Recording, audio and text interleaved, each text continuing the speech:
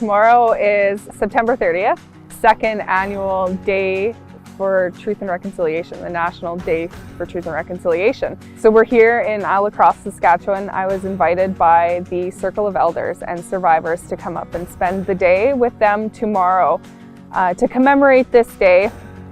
And I absolutely right away knew that this is where I needed to be on September 30th, which is a critical and important day for Canadians to learn about the history of residential school, but it's also the 1-year anniversary of my election into this role as the president of the Métis National Council. And of course, what comes first though for me and always has and has been at the forefront of this entire year is the work that we have to do to get recognition for Métis residential school survivors, to recognize that they went through the same thing that First Nations and Inuit students did, that there were schools that existed to take their culture away from them, to take language away from them, to take them away from their families, to take love away from them, and that these students and these children and now survivors of residential school,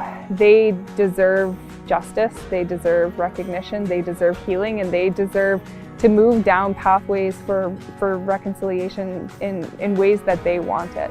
And so that's what we're here to talk about tomorrow, to spend the day to honor those survivors, to remember the children that didn't come home, and just really proclaim to the world that we are still here. We are proud to be Métis. We have our culture. We are revitalizing our language and our traditions, and we love who we are as Métis people. And I couldn't think of a better way to honor September 30th. Ladies and gentlemen, I wonder if I could get you to take your seats again. We do have an announcement from the Electoral Committee. Mr. Barner. Ladies and gentlemen, I hereby declare Cassidy Caron the President of the Métis National Council with a vote of 25 to 15. Cassidy, if you want to come up and give a speech.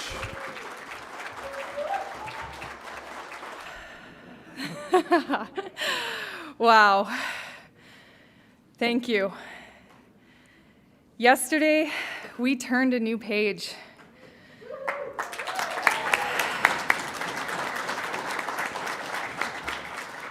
And today, we begin a new era. One of accountability, of transparency, and of governing on behalf of the entire Métis Nation.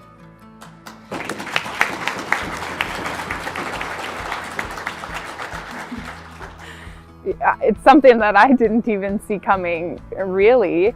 I still reflect on it, and a year ago both feels like it was yesterday, and it also feels like it was eons ago because we did so much work this year. But I reflect on that day, and I reflect on the days leading up to the election, and thinking about, the Métis Nation and the future of the Métis Nation, and talking to community members and to elders and to my family about what is needed for the future of the Métis Nation going into the election. And we talked about, the people who could possibly take on a role to bring us forward in a good way, to bring us forward in a way that respects one another, that respects each other's jurisdictions with the Métis governments, to respect Métis democracy, to rebuild relationships. And seconds after my election, we hit the ground running. We went into a Board of Governors meeting. We started to identify the things that we needed to do to move forward, and we haven't stopped. On that day, in my election speech, I talked about 3 things that I thought were needed and necessary to move forward in a really good way. And I talked about, we need to respect Métis democracy. And what's the work that we have to do to respect Métis democracy? We need to work together. We need to respect the Métis government's jurisdictions, especially in this time as we move towards self-government. Understand that the Métis National Council is not a government, but a federation of Métis governments where we can come together, we can work together to identify the common issues, those sticky and tricky issues and priorities, that we need to move forward with one voice together. We need to respect that. You know, we also talked about needing to restore integrity to the office of the president. And, you know, that's done in so many ways. And I think that's really just done by trying to be a good person, to bring in as many voices as possible to the conversations and the decisions that need to be made to move forward in a good way, to create space for opposing opinions, because that's where we grow, that's where we learn from one another.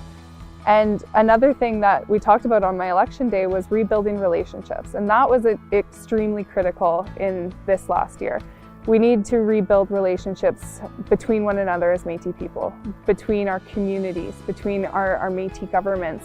But we also need to rebuild relationships with the federal government to show them that we're here to work in partnership for the betterment of the Métis Nation, but how that also translates into building a better Canada for everybody. And we also need to rebuild relationships with the other Indigenous kin, like our First Nations brothers and sisters, and our relatives from the north, from the Inuit communities. And this year, there's been so many opportunities that have brought the AFN, the ITK, and the MNC together. And those opportunities have shown and demonstrated that when we come together, we are stronger together, and that we showed the world what we can do when we are united. And that happened, of course, when we were over in Rome, and that really set us off on a good foot. And into the future now, we know that there are things that we want to work on together, and I think that is critical to the Métis Nation, and it's critical to Canada, and it's critical to the world as we move forward.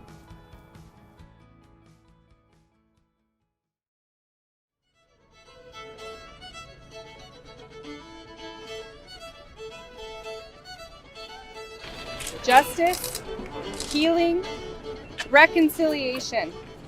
That is why we came here today. This morning, Pope Francis heard 3 of the many stories and truths that our Métis residential school survivors carry.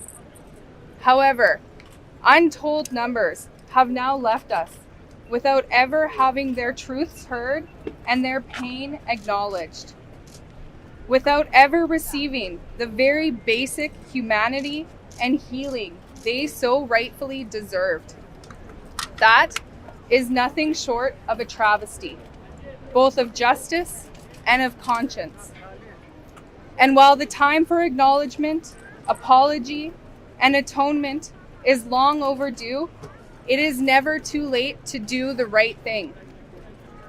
The Métis Nation has already begun the difficult work, but essential work, of hearing the truths that our survivors and their families carry, of understanding what substantive justice means to them, and of forging a pathway toward the lasting healing that our entire nation deserves. So part of the work that we've done this year in rebuilding relationships with governments included not only the federal government, but provincial and territorial governments as well. We participated in a meeting with the Council of the Federation, which included the premiers from all of the provinces and territories across Canada. It was an incredible opportunity to get together, again, just to talk about the incredible work that our Métis governments are doing in advancing self-government, delivering incredible programs and services that are changing the lives of Métis citizens, but also trying to show them how we can draw the link between why that work is so important for the Métis Nation, but also for their provinces and for Canada as well. And it was just, again, one of those relationship building opportunities that we were sitting around this table, but we had lunch together. And now in the different provinces that I travel to, we have those connections that we can make with each of their premiers. They're going back, they're talking to their ministers about the work that our Métis governments are doing, and they're excited to talk about that. They're excited to find more opportunities to work together. And this is just the start. This is just the first meeting that I had with them, and I look forward to more meetings with them to show them all of that work that we can do. The relationship with the federal government, I would say, is very strong. It's very strong because first and foremost, I am so grateful to the presidents of each of our governing members who already have formed those really strong ties and relationships with the Prime Minister and the federal ministers of today. And so I really got to come in building off of that, and I'm so grateful for that foundation that we already have. You know, my relationship with the Prime Minister, I feel, is very strong. You know, there are definitely some issues that we need to continuously raise with him so that he knows that these are our priorities. But more importantly, it's those ministers who hold those files and how we can move those forward. I always listen to our presidents, to the community members that I visit with in each of the provinces to find out what those priorities are. That's how we're going to do this work moving forward. We can't have a national body if we aren't connected through our Métis governments to the citizens to be able to advance those priorities. And I think that that's really shining through in just regular conversations with these federal ministers. And I'm hopeful that we can get somewhere. You know, they have their own agendas, but we can find our ways to work with them through their agendas too. I think we can all work together, and again, it just contributes to building a brighter future for everybody.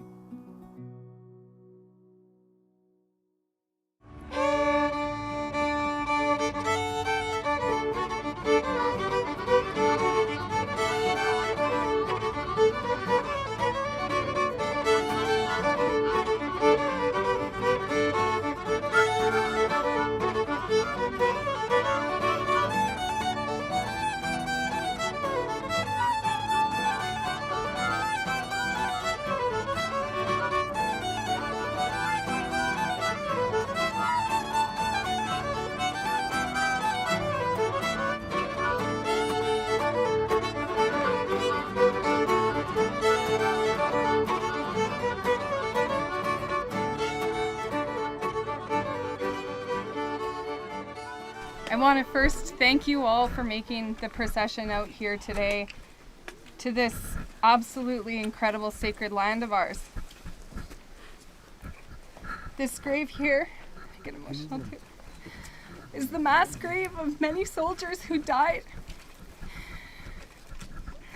They made the ultimate sacrifice for the Métis Nation.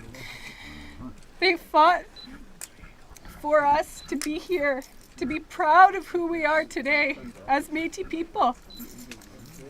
And we are here to make them proud. We also have to pay our respects to the women who supported the men who are buried in this site, the women who were over at the East Village, caring for our wounded soldiers, caring for our children while the battle happened here. This is the ultimate sacrifice for the Métis Nation, and for you to be here to honor these men and those women and those children who fought for us. This is why we come to Batoche every year, to do this pilgrimage. We need to take these moments to remind ourselves of why we do the work we do, why we do this fight. These men fought for us. They did not fight against each other. The fighting against each other happened as soon as the battle ended.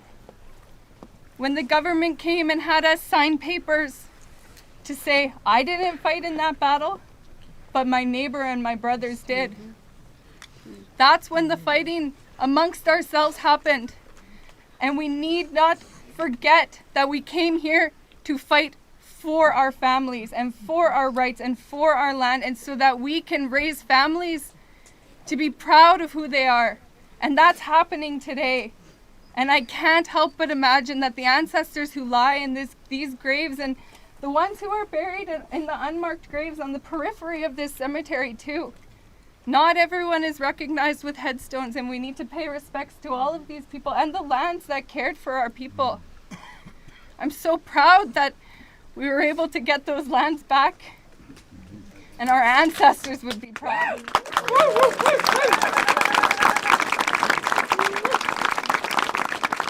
So remember the feeling of being here today As you continue to play such an important role in moving the Métis Nation forward, remember this day, remember these feelings. Smell that fresh air. Bring that into your heart and move the nation forward the way that our ancestors wanted. Thank you.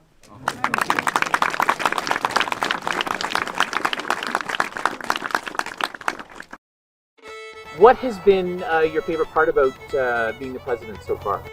It's absolutely, it sounds cliche, but it's getting out into the communities and meeting with Métis citizens. And you know, since I was a youth minister at Métis Nation, British Columbia, since I was a kid growing up within the Métis Nation and visiting my homelands of Saskatchewan, it's always been about building relationships, making connections everywhere you go.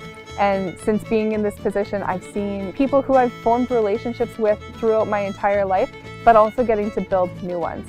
And everywhere I go, I love to just sit and listen to the stories that Métis people have. Listen to the stories that they have from the past, to hear where we've come from, to hear their hopes and dreams for where we're gonna go. And, you know, of course, there's always a lot of laughter.